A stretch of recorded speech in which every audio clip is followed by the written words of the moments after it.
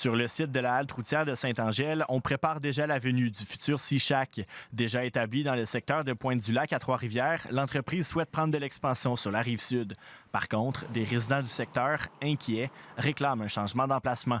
Ce qui me chicote aussi, c'est que depuis plusieurs années, la halte routière est un endroit problématique.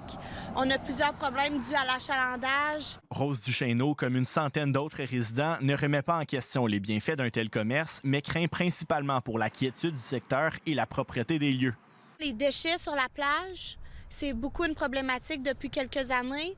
La descente de bateaux, ça nous vient pas mal difficile, même avant l'implantation du projet du Sea Shack, de descendre notre chaloupe à l'eau. Les résidents près de la halte routière demandent que ce restaurant s'installe plutôt au quai de Saint-Angèle, occupé déjà par la microbrasserie, au quai des Brasseurs et par divers événements d'animation. Vraiment plus de parking. La place est vraiment regroupée pour accueillir un maximum de personnes. La place est déjà très festive. Le maire de Bécancour affirme que le quai a été considéré, mais les installations déjà en place ont joué en faveur de la halte. Pour sa part, Rose Duchesneau dit avoir été prise par surprise lorsque la nouvelle a été annoncée sur les réseaux sociaux et déplore un manque de communication avec la ville.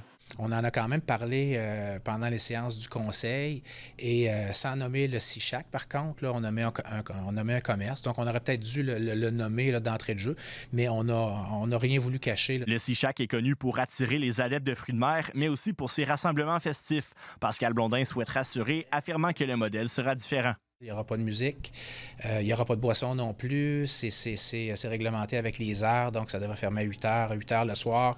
Un lieu dont le propriétaire va garder les terrains propres. Des retombées économiques et touristiques sont à prévoir avec l'arrivée du Sea Shack prévu pour la Saint-Jean-Baptiste. D'ici là, des rencontres entre la ville et les citoyens auront lieu. Ici Charles Boisvert, Radio-Canada, Bécancour.